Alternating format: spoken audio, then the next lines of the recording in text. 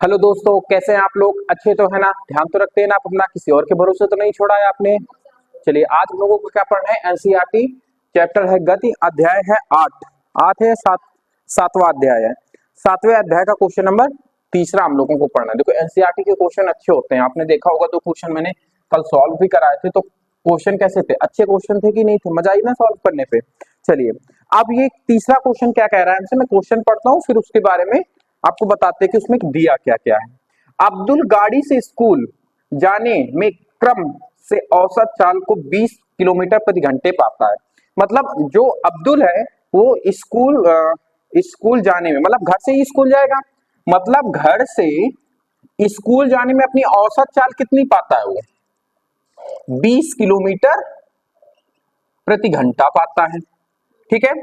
उसी रास्ते से लौटते समय वहां भीड़ कम है और औसत चाल 40 हो जाती है। जाहिर सी बात है, यदि अगर भीड़ कम होगी तो गाड़ी स्पीड में चलेगी, तो औसत चाल उसकी बढ़ेगी। रिटर्न आने पे वो कितने में आ रहा है? 40 किलोमीटर प्रति घंटा में। तो इस पूरे कार्यक्रम में जाने तथा आने की औसत चाल पूछ रहा है। तो कुछ लड़के तो सीधा करेंगे कि सर इसको इसको जोड़ के हाफ से भाग दे देता। औसत यही होता है ना। औसत होता क्या है? दिए गए आंकड़ों को ऊपर आंकड़ों का योग बटे आंकड़ों की संख्या, आप जोड़ेंगे 40 और 20, 60 भागे 2 मतलब 30 औसत हो जाएगा, और वहीं पे आपका क्वेश्चन गलत हो जाएगा। रीजन क्या है? रीजन समझिए। क्योंकि औसत चाल का जो हमारा फॉर्मूला होता है कुल दूरी बटे कुल समय होता है, तो उसके अकॉर्डिंग हमें लगाना पड़ेगा। ठीक है, वो मैथ वाला कॉन्सेप्ट यहाँ पे लगने से नहीं रहा। ठीक है, तो पहले वेग हमें कितना दिया गया है? V1 हमें दिया गया है 20 किलोमीटर प्रति घंटा, और V2 नहीं, इसमें किलोमीटर प्रति घंटा को मीटर पर सेकंड में चेंज नहीं करेंगे। रीजन समझना, क्योंकि जो हमारा आंसर एनसीईआरटी मांग रही है वो भी किलोमीटर प्रति घंटा में ही मान रही है, और दोनों वैल्यू हमें किलोमीटर प्रति घंटा में मान रही, मतलब है दी गई है। तो ओवरऑल जो हम सॉल्व करेंगे वो किलोमीटर प्रति घंटे की ही से ही कर देंगे। ठीक है, समझ में आई बात? तो V2 हमें कितना दिया गया है? 40 किलोमीटर प्रति घंटा। ठीक है, अब अच्छा एक बात बताओ, औसत चाल का फॉर्मूला क्या होता है? औसत चाल ही पूछा है ना। हाँ, औसत चाल क्या है? उसकी पूरी यात्रा में औसत चाल, औसत चाल। अब औसत चाल होती क्या है, आप मुझे ये बताओ। फॉर्मूला क्या होता है औसत चाल का? कुल दूरी बटे कुल समय। तो औसत चाल का फॉर्मूला मैं इधर लिख रहा हूं, औसत चाल क्या हो जाएगी? कुल दूरी बटे कुल समय। अब अच्छा एक बात पूछिए, आप ये बताओ, क्या कुल दूरी पता है हमें? नहीं पता है। कुल समय पता है? नहीं पता है। मतलब हमें यहाँ अगर मैं दूरी को कुछ मान लूं तो हमारा समय पता लग जाएगा कि नहीं लग जाएगा? ना, नहीं समझ में आया मैं क्या कह रहा हूं? नहीं समझ में आया? तो समझ में आया? समझना, देखो गौर से समझना जो मैं कह रहा हूं। अगर मैं दूरी को मान लूं तो क्या समय नहीं पता लग जाएगा? कैसे?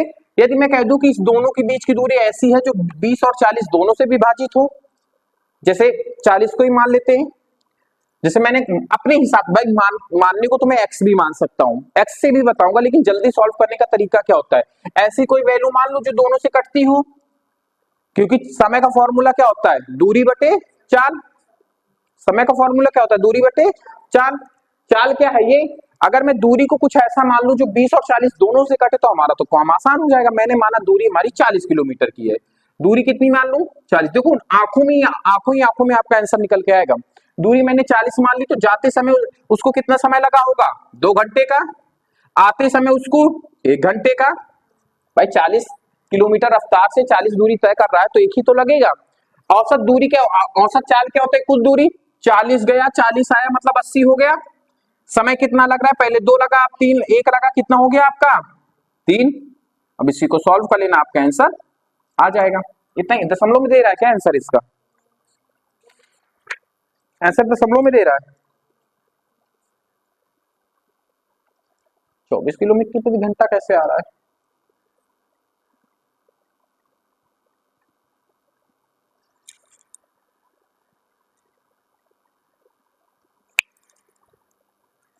चलिए, इसमें तो 24 किलोमीटर, इसमें हमें लगता है क्वेश्चन बहुत गलत दिए गए हैं जो नई किताब छप के आई है। अब पता नहीं 24 कहां से आ जाएगा। देखो कुल दूरी अगर मैं 40 मान भी लेता हूं, 40 गया 40 आया, मतलब 80 हो गया। और समय कितना लगेगा? तो पहले 20 की रफ्तार से जाएगा 40 किलोमीटर, तो 2 घंटे का समय लगेगा। फिर 40 की स्पीड से 40 किलोमीटर, तो एक आएगा आंसर, तो हमारा 80/3 आना चाहिए, लेकिन आंसर नहीं आ रहा है। चलिए एक्स मान के करते हैं, फिर देखते हैं मिलाते हैं। भाई मेरा कॉन्सेप्ट तो यही कहता है। एक और कॉन्सेप्ट लगाओ, देखना समझना। जब दूरी हमारी बराबर होती है तो चाल किस पे डिपेंड करती है? समय पे। चाल का अनुपात क्या है?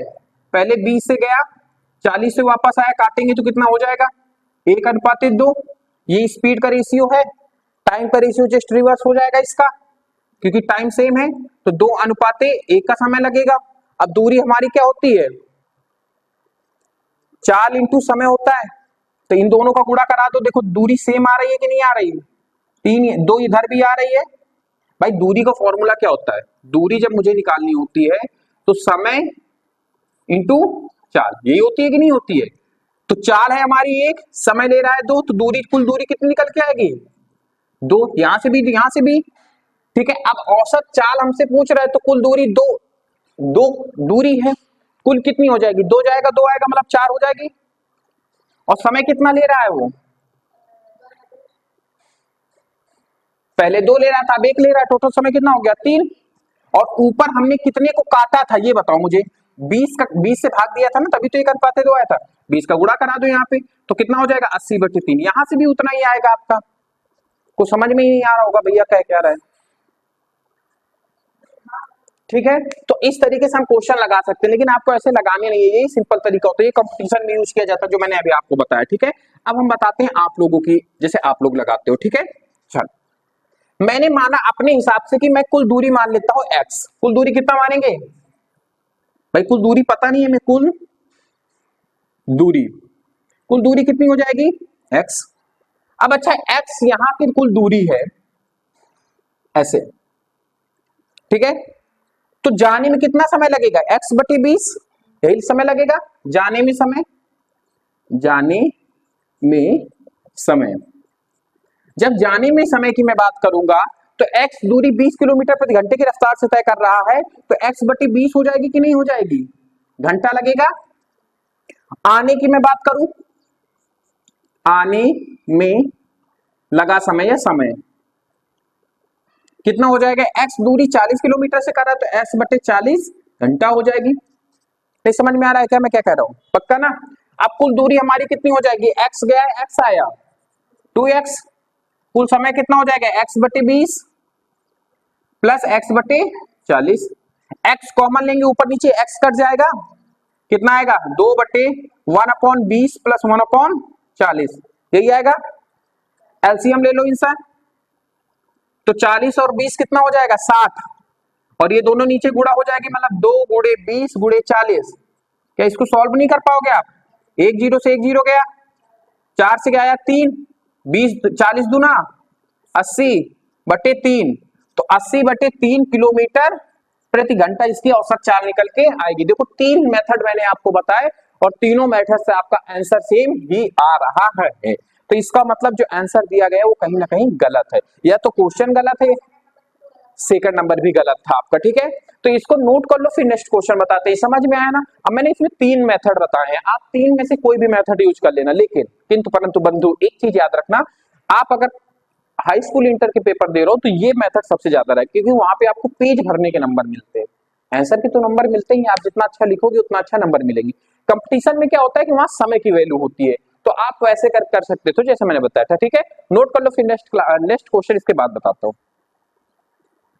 चलिए दोस्तों, अब बात करते हैं क्वेश्चन नंबर 64 के। एनसीईआरटी है गति मोशन का चौथा क्वेश्चन। देखो एक चीज तो मैं आपको बता दूं कंफर्म, ये किताब जो नई छप के आई हुई है, ये नई, ये वाले, इसमें अभी मेरे को दूसरा क्वेश्चन और तीसरा क्वेश्चन है, दोनों गलत क्वेश्चन है। अब चौथा देखते हैं सही है या गलत है, ठीक है। तो आप पुरानी किताब से सॉल्व करिएगा तो आपको ज्यादा बेनिफिट मिलेगा, आंसर मैच करेंगे। फिर भी अगर आप नई किताब से सॉल्व कर रहे हैं तो आप हमारे वीडियो को विजिट कर सकते हैं, मैं नई किताब के अकॉर्डिंग बता रहा हूँ। आंसर थोड़े अटपटे आते हैं, लेकिन बताऊंगा आपको नए तरीके से, ठीक है। चलिए क्वेश्चन क्या कह रहा है? क्वेश्चन कह रहा है अब्दुल, अच्छा ये तो हो चुका है। चौथा, कोई मोटर बोट झील में विरामावस्था, अच्छा जैसे ही इसने विरामावस्था का, आपने क्या समझा इससे? किसका प्रारंभिक वेग 0। प्रारंभिक वेग को किससे डिनोट करते हैं हम लोग? u से, मतलब u तो हो गया 0 हमारा, ठीक है। अब हमसे क्या कहा है? विरामावस्था से सरल रेखीय पथ पर 3 मीटर पर सेकंड स्क्वायर के नियत त्वरण से। अच्छा एक बात मुझे ये बताओ, 3 मीटर पर सेकंड स्क्वायर ये है क्या? वेलोसिटी दिया गया है, डिस्टेंस दिया गया है या त्वरण दिया गया है? 3 मीटर पर सेकंड स्क्वायर। हाँ, बच्चों को ये बहुत टिपिकल लगता है 3 मीटर पर सेकंड स्क्वायर। किताब में तो हालांकि ऐसे दिया गया है, ऐसे भी दे सकता है और ऐसे दिया गया है प्रेजेंट टाइम में ऐसे। तो ये है क्या, ये मुझे बताओ, पहचान रहे हो इसको कि नहीं पहचान रहे हो? मैंने पहचानने का तरीका भी आपको बताया है। ये है क्या एक्चुअली में, ये बताओ मुझे आप, क्या है? आप लोग बताइए, ऑनलाइन बच्चे कमेंट करो। वेलोसिटी, राशि ने बताया ये वेलोसिटी है। अक्षय आप बताओ जरा सा बेटा, ये भी वेलोसिटी बता रहे, लेकिन खुशी की बात ये है कि दोनों लोगों का गलत है। रीजन ये, आप मीटर पर सेकंड को ध्यान में नहीं दिए। मीटर पर सेकंड स्क्वायर किसका मात्रक होता है? आपने जो बताया है वेलोसिटी मीटर पर सेकंड को होल्ड करती है, और जो त्वरण होता है वो मीटर पर सेकंड स्क्वायर को होल्ड करता है, और हमारे पास मीटर पर सेकंड स्क्वायर ही है। इसका मतलब ये क्या दिया गया है? त्वरण। आप क्वेश्चन को जस्ट आगे भी पढ़ोगे तो वो नियत त्वरण की बात कर रहा है। तो नियत त्वरण का मतलब आप समझ रहे हैं कि नहीं समझ रहे हैं? क्या होगा? वो त्वरण ही दिया गया है। लेकिन कभी कभी क्वेश्चन में लैंग्वेज में बच्चों को फंसाने के लिए वो नियत त्वरण नहीं देता है। आपको पहचानना किससे होगा? उसके मात्रक से पहचानना होगा। किससे पहचानना होगा? मात्रक से पहचानना होगा। ऑनलाइन बच्चों को समझ में आ रहा है कि नहीं मैं जो बताना चाह रहा हूँ? ऑफलाइन बच्चे तो ढक्कन है ही है हमारे, ठीक है। बताए थे हमने कि इसके मात्रक को याद करना, मैंने बताया नहीं था इनके मात्रकों से ही पहचान होती है? बताया था कि नहीं बताया था? तो आप लोग क्यों फिर भूल गए उसको? ये हमें ए क्या दिया गया है? 3.0 मीटर पर सेकेंड स्क्वायर। क्या अच्छा इसका भी कोई वैल्यू है 0.0 की? ये तो पता होगा कि ये भी खा गए। 0.0 का भी मतलब कुछ नहीं है, 3 ही पढ़ा जाएगा इसको, ठीक है। समझ में आई बात? नियत त्वरण से 8 सेकेंड तक चलती है। टाइम कितना दे दिया हमसे? 8 सेकेंड।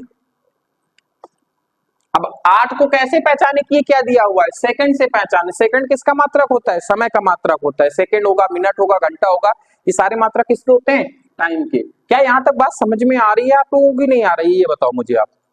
अब हमसे क्या कह रहा है कि डिस्टेंस फाइंड आउट करो, कितनी दूरी वो तय करेगा। आप क्वेश्चन देखना, एक झलक में मैं पढ़ रहा हूं।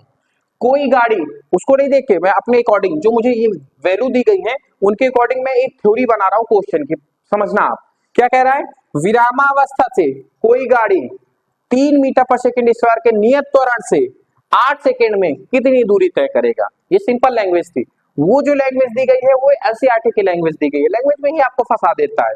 तो वो कितनी छोटी हो गई? विरामावस्था से कोई वस्तु या गाड़ी, कुछ भी हो सकता है, कोई वस्तु 3 मीटर पर सेकंड स्क्वायर के नियत त्वरण से 8 सेकंड में कितनी दूरी तय करेगा। कितना सिंपल लैंग्वेज है। और इसको पढ़ो जरा सा, क्या कह रहा है। कोई मोटर बोट झील में विरामावस्था से सरल रेखीय पथ पर 3 मीटर पर सेकंड स्क्वायर की नियत त्वरण से 8 सेकंड तक चलती है। इस समय अंतराल में मोटर बोट कितनी दूरी तय करती है। थोड़ा सी लैंग्वेज को टेढ़ा कर दिया है। इसमें हमारा अच्छा क्या लगेगा? अच्छा एक बात बताओ, गत के 3 समीकरण हम लोगों ने पढ़े थे, तीनों समीकरण राशि बताएगी। बताओ बेटा राशि। v बराबर u प्लस 80, हाँ, s बराबर ut plus half 80 square, v square u square 2as। Very good. ये क्या है आपके?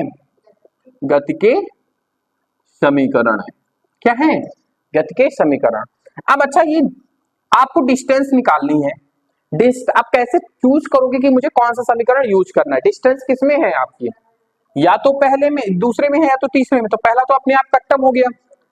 अब इसमें देखो, दूसरे में u और t और a चाहिए। u भी है, t भी है, a भी है, दूसरा लग सकता है।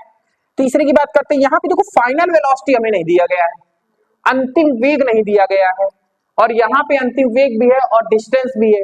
दो चीजें इसमें अननोन हो जाएंगी, तो क्या तीसरे से निकल के आएगा आंसर? एक होती तो निकाल लेते सॉल्व करके, दो है तो निकलेगी क्या? नहीं निकलेगी। या तो फिर हम पहले समीकरण का प्रयोग करके पहले अंतिम वेलोसिटी निकालें, तो दूसरा सीधा सीधा लगा देते, काहे की वजह से इतना काम करते हैं। तो दूसरा हमारा क्या है, तो क्या लिखेंगे यहाँ पे? गति की जो थी समीकरण से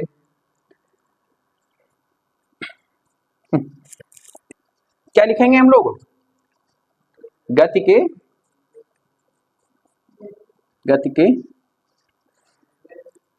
द्वितीय समीकरण। जब मैं गति के द्वितीय समीकरण की बात करता हूं तो हमारा गति का द्वितीय समीकरण क्या है? S बराबर ut plus half at square. अच्छा मात्रक की बात कर लेते हैं, ये सेकंड में है, ये मीटर पर सेकंड में, उसको तो हम मीटर पर सेकंड मान ही लेते हैं क्योंकि जीरो की तो कोई वैल्यू होती नहीं है, तो हम कुछ भी मान लेते हैं उसको, तो मतलब सब कुछ तो हमारा अकॉर्डिंग चल रहा है। मान रख के इसको सॉल्व करना डिस्टेंस। अब u अगर जीरो है तो t कुछ भी हो तो ऑलरेडी जीरो हो जाएगा, लेकिन हम लोग लिख लेते हैं 1/2। त्वरण कितना दे रहा है हमारा 3, और t कितना दे रहा है 8। 8 का स्क्वायर कितना हो जाएगा 64। तो ये तो पूरी वैल्यू जीरो हो गई, तो s हमारा फाइनली निकल के कितना आया 1/2 3 गुणे 64। 2 से काटेंगे तो कितना आ जाएगा 32। 32 तिरको कितना हो जाएगा 96। तो s हमारा कितना निकल के आएगा 96 किलोमीटर। कितना निकल के आएगा 96 किलोमीटर। समझ में आया क्वेश्चन आपको? नहीं समझ में आया आपको? नहीं समझ में आया? हमने यहाँ पे लिखते समय कुछ गलत किया है, आप इसको फिर से देखो फिर मुझे बताओ। ऑनलाइन बच्चे भी कमेंट में बताएंगे जो आज मैं क्वेश्चन पूछ रहा हूँ, यही मुझे देखना है कि आप बच्चे कितना गौर से मेरे वीडियो को देख रहे हैं और आप लोग कितना गौर से पढ़ रहे हैं। यहाँ पे फिर तो जीरो कराएंगे तो जीरो आएगा, जीरो को लिखने की जरूरत है ही नहीं।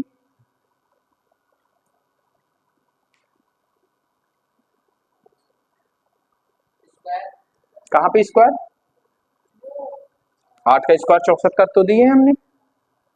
सोचिए कुछ ना कुछ गलती, ऑनलाइन बच्चे भी सोच के मुझे बताएंगे कमेंट में, बताइए कहां पे? यहाँ पे देखो राशि ने पकड़ा लेकिन गलत बताया। किलोमीटर पर सेकंड क्यों आएगा? डिस्टेंस की बात कर रहे हैं, दूरी नापेंगे तो मीटर आएगा, सेकंड क्यों लेके आ रहे हो? चाल बता रहे हो आप। यहाँ पे मैंने गलत लिखा हुआ था, क्या गलत लिखा हुआ था?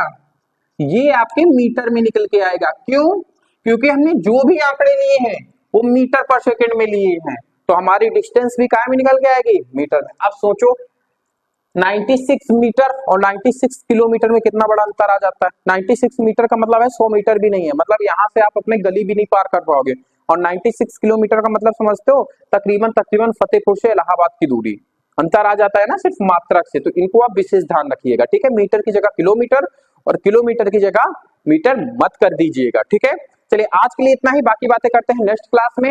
वीडियो अच्छा लगा हो तो आप चैनल को सब्सक्राइब कीजिए, वीडियो को लाइक कीजिए और उनके नीचे फीडबैक जरूर दीजिएगा, और अपने और अपनों का ख्याल रखिएगा, और दशहरे की बहुत बहुत ढेर सारी शुभकामनाएं आपको। चलिए नेक्स्ट क्लास लेते हैं अगले दिन जब भी क्लास होगी। धन्यवाद साथ बने रहने के लिए।